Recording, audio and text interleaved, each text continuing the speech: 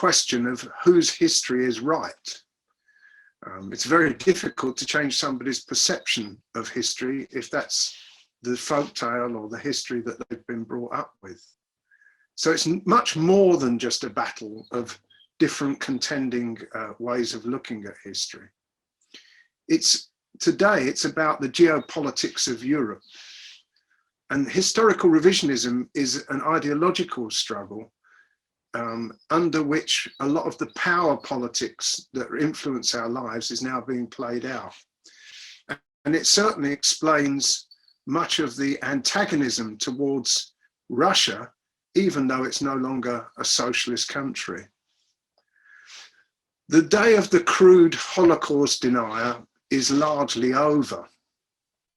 I know that's quite a bold statement, but the failed libel case that was brought by the egotist and the self-publicist Irving brought many of their main contentions crashing down around them. And that was back in April 2000. In place has arisen new forces, in many ways much more powerful and much less fringe. These are the historical revisionists. They're people who want to challenge and revise the accepted outcomes of World War II. And they're grouped around an organization called the Prague Declaration Movement. The Prague Declaration Movement have made a cult out of the German-Soviet Pact of Non-Aggression, and they kind of nominate it as the trigger for World War II. If that was the case, which they say it is the case, that basically makes Germany and the Soviet Union equally culpable for starting the war. Along those lines, they've created a new political category of red-brown equivalence, which is basically the idea that communism equals fascism, but also of a double genocide, that there were other Holocausts or genocides that were the equivalent to the one perpetrated by the Nazis. And they've also tried to eclipse and do away with Holocaust Memorial Day, which was established by the United Nations General Assembly at its 42nd plenary in 2005. And along these lines, the especially slippery EU Council refers not to double genocide, but to a reconciliation of history, i.e. it's a sort of postmodern history of equal terrible events. The Prague Declaration movement have had a tremendous amount of success. They've captured the centre ground in the EU Parliament in August 2019, when, to the shock of many, including many communists, the views of the Prague Declaration movement were supported by Labour MEPs. I think that the Prague Declaration movement has seen the capture of the Social Democrats and quite a few Greens in the MEP as a major and strategic achievement. But I suspect they won't be stopping there. And there will be an attempt to completely isolate and stigmatise those communists who are represented in the EU Parliament. So historical revisionists, as opposed to Holocaust deniers, have broadened their message, they've widened their audience, they've made it younger, which is important when there are no longer the testimonials of living survivors of the Holocaust. So much of the discussion now is digital. They're energetically writing history books. There's lots of grants around if you want to write a book that questions, that's a historical revisionist book. They're printing newspapers, they're opening museums, including one in Brussels that's costing 50 million euros and characteristically is taking twice as long to build as was planned and costing twice as much. They're changing street names, they're pulling down monuments and tributes to wartime liberators, and they're putting them up for pro-Nazi collaborators. There are now 320 monuments and street names in 16 countries given over to mark those who participated in the Holocaust. Most have been established in the last 30 years after the wall came down. And the Prague Declaration movement is holding conferences, it's power networking, it's power broking, it's actively involved in social media, and yes, it's having its motions become resolutions in the EU Parliament. So how have they actually achieved this? I think it's important to recognize that Holocaust deniers are not the same as revisionists, and it's harder to argue with them because of that. Deniers just deny. They lie and they distort, but they deny that something happened. Revisionists relativize the Holocaust.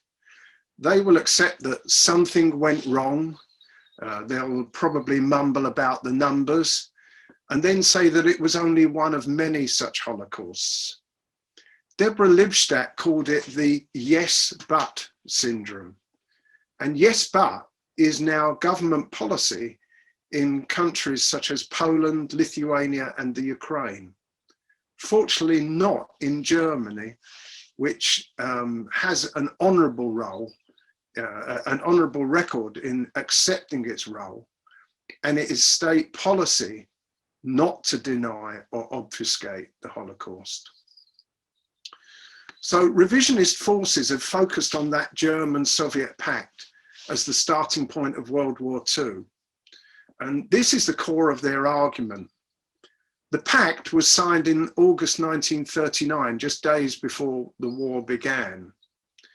They focus on the pact to cover up for the betrayal at Munich in September 38, which happened fully a year before. If you're looking for a trigger for the war, then Munich truly is the villain of the piece. This used to be conventional wisdom and was broadly accepted. In September 1938, Hitler demanded land in Czechoslovakia that had the potential to block him. It included what they called in the Sudetenland, where there were a lot of Germans living, the main defense lines of Czechoslovakia and a very sizable army. And so a meeting between Chamberlain, Hitler, Daladier and Mussolini was held, in which Hitler was basically gifted that land, but of course he then proceeded to annex the rest. Munich was Chamberlain's desperate move to stop Czechoslovakia becoming another Spain. The Czechs were actually better armed and better organized and wanted to defend themselves. And Spain then hadn't yet fallen. So he feared Czechoslovakia and Spain kicking off at the same time. People knew the importance of Munich at that time. Churchill said, "England has been offered a choice between war and shame. She has chosen shame and will get war." Willy Gallagher, the lone communist MP, said of Munich, "The national government are not isolating Soviet Russia, they are isolating Britain." And later he said, and according to the report, he was shouted down, "If I were asked the question, did the Prime Minister save the peace, I should answer with an emphatic no. The Prime Minister saved Hitler." So at that time, people were very clear that Munich would mean war. And the net outcome of Munich was to create this unbroken belt of fascism from the North Sea and the Baltic, through the center and heart of Europe and down into the Mediterranean. And if very shortly afterwards you add Franco, it extended that belt all the way from Lithuania to North Africa. The carve-up at Munich took place 44 weeks before the German-Soviet Pact of Non-Aggression was signed. So it's very unlikely that it was that latter pact that started the war. You can see why I've made the betrayal of Czechoslovakia a turning point issue, and why it's so important not to allow the German-Soviet Pact to be portrayed as the spark for war. From a Soviet point of view, it was basically a desperate throw of the dice to buy time before the inevitable happened. So the Prague Declaration movement says that the pact is the starting point of World War II, but it forgets the Japanese invasion of China and Nanjing, ignoring the Soviet-Japanese border war of 1931 to 39, the Anglo-German Naval Pact, which gave an equivalence in submarine building to Germany and Britain. That was, we can thank Sir John Simon for that, which nearly brought Britain to its knees between 1939 and 43. You can forget the invasion of Abyssinia, the occupation of the Rhineland, the annexation of Austria, the degradation of Spain, grabbing parts of the Baltic, the carve up at Munich and Czechoslovakia. There's plenty of other things to choose from when you say what contributed to or what started the war. I think that although so there were many wars being fought between 1931 and 45. It was a war of classes. It was a war of the new versus the declining empires, of democracy against fascism, and a conflict between socialism and barbarism. But the important thing is that the evils, the twin evils of the 30s that almost guaranteed war and were championed by the British government were appeasement and non-intervention.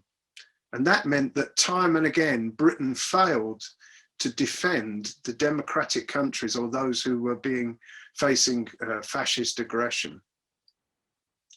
So by the time the war came to an end, many would see that that was a kind of knockout blow for fascism. But in many countries, it's the case that it was really an unfinished business. And if you ever have an idle 20 minutes to Google, have a look at what happened when the Ukraine started to split up, and all the countries that started to make territorial claims against each other, and even now have lodged territorial and boundary claims. They are claims that go back to 1945. So for the right, 1945 wasn't unfinished business. It was just that they were defeated. But of course, now they are back. So up to the late 70s, the detailed causes of the war were contested amongst scholars, and you would expect that and not worry about that. But there was a general acceptance that the right people won. And if you doubted, you just checked who was hung at the trials after Nuremberg or Tokyo. But with the demise of the Soviet Union, that narrative started to change. By 2004, Cameron acquiesced in the addition of 10 new, mainly Central and Eastern European accession states into the EU. And that skewed the EU to the right at the same time as social democracy was disintegrating and losing its grip. Some of the new states, particularly from the Baltic and in the East, advocated a kind of shared post-1945 European legacy, by which they meant that citizens in victor countries had to share the same narrative as those who'd been defeated or occupied. In other words, there was no difference between those countries which had fought Nazism and those with Quisling-style governments who, in some cases, enthusiastically joined it. And to some of those countries, the EU could become a means of imposing their view on everybody else. So I'm very clear, this isn't saying that the EU is a fascist organization. Absolutely not. There are those within it who do not accept the post-1945 settlement and have now found a way of forcing the EU to the right to promote this common European narrative. By June 2008, the Prague Declaration on European Conscience and Communism was published, and its signatories networked and found powerful allies, including ex-Prime Minister Thatcher and Sarkozy. But it was successfully resisted in Britain in a parliamentary alliance led by John Mann, MP. I think only one Brit signed the Prague Declaration. Mann referred to it as an industrial scale rewriting of history. And then in Parliament, he said that the Prague Declaration is just a traditional form of prejudice rewritten in a modern context. In essence, it's trying to equate communism and Judaism as one conspiracy and rewrite history from a nationalist point of view. So the Prague Declaration movement engaged in hardcore obfuscation of the Holocaust. They didn't deny it, they just said that it was one of many, it never happened in their country, so it was nothing to do with them, even though that was a lie. They talked of twin totalitarian systems, but communism was worse because it lasted so much longer and involved denial of the right to own property. And anyway, the Jews were all communists. And in Hungary, it's not uncommon now for the government to refer to those who previously were communists, who were the Jews, who have now become the capitalists. And they have these giant posters, "We will keep you free from Soros and Brussels." 2010 was a turning point. An all-party group of MEPs established a Common Europe, Common History project to reconcile the different historical narratives in Europe and to consolidate them into a united European memory of the past. That's their words, not mine. So the outcome sought to impose a common model on school curricula throughout the EU. In Britain, it gained no followers, including it was completely blocked in the Department for Education. This is the start of the serious attempt to equate Nazism and communism, which provoked the legendary director of the Wiesenthal Center, Ephraim Zuroff, to say that the perpetrators of Auschwitz cannot be compared to its liberators. But before Ephraim Zuroff, there was the Stockholm Declaration of 2000, which had been signed by 43 governments, including 23 heads of state, which shaped the International Holocaust Remembrance Alliance, the IHRA. In their 8-point charter, there's not a single mention of communism, Marxism, the USSR, or the German-Soviet Pact of Non-Aggression. So you can see that there's been a really significant shift from Stockholm, and now the Prague Declaration movement is on the offensive. Later in August 2010, the EU Parliament sponsored a European Day of Remembrance, which coincided with the German-Soviet Pact, but was really designed, it was a thinly veiled attempt, if you like, to knock out Holocaust Memorial Day. And in December of the same year, the EU Commission was pressed by countries like Latvia and Bulgaria, Romania and the Czech Republic to make the approval, denial or belittling of communist crimes an EU-wide criminal offence. Think about that, because we were still members then. The Commission was divided. They then used subsidiarity and said, well, you can basically prosecute in your countries, but we're not going to make an EU-wide ruling. But that was the start of the outlawing of the symbols of communism. Since then, a lot has happened. I wrote a book some years ago called Freedom from Tyranny, and said that at the time, quite wrongly actually, that the historical revisionist movement had no boots on the ground. And then up promptly came the Maidan movement in the Ukraine to prove me wrong. So the net result of Maidan is to have open Nazis in government for the first time in 70 years. In 2018, Poland made it a criminal offence to accuse the country of complicity in Nazi crimes. Protest forced a retreat, but it is a civil crime nonetheless. And in 2019, the Lithuanian parliament drafted a bill to outlaw any attempt to claim that its citizens participated in the Holocaust. And I'm going to say this despite overwhelming evidence. But if you refer to genocide in the singular in Lithuania, as opposed to the double genocide, you can get up to 2 years in prison. And in the Ukraine, you can now get up to 10. And in the Ukraine, it's more than just street names that are changing.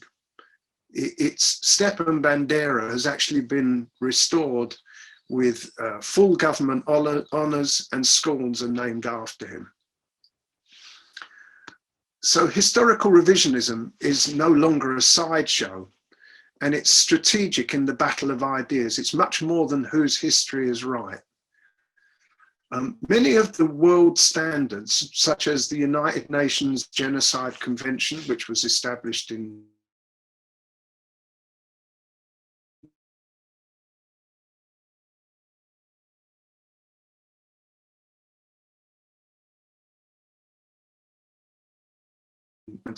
So I'm arguing that if you allow the unraveling of that testimony and that outcome of Nuremberg, then you're also undoing the fabric of the laws and the institutions and the democratic culture and the historical memory that would aid the right.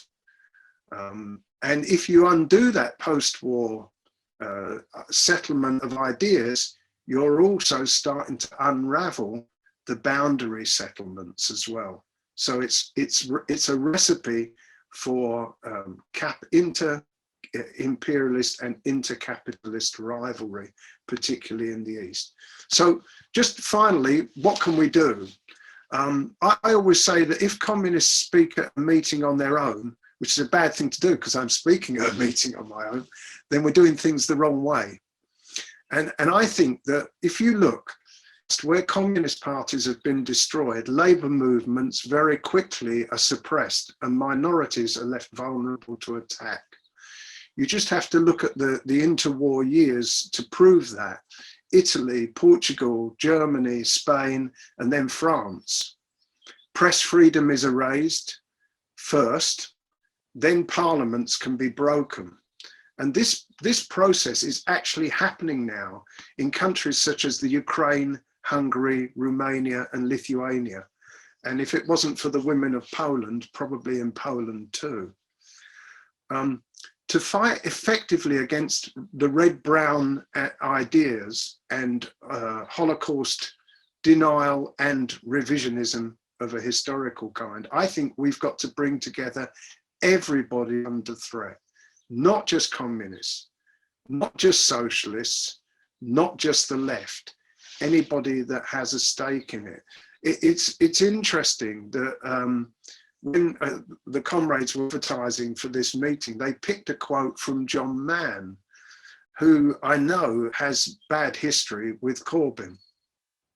And it was, I was saying that, yes, he does have that history with Corbyn, but he also led the struggle against the Prague Declaration movement and stopped it getting roots here. And we have to get used to speaking on platforms with people. They may not like us. They politically may not agree with us, but there are veterans groups, civic groups, language groups. There are religions, there are trade unions, there are political parties, there are history scholars. There are lawyers. These are all people that can and need to be brought together to challenge historical revisionism. And to work together, people are going to have to leave their water pistols in their holsters. But the alternative is truly dreadful.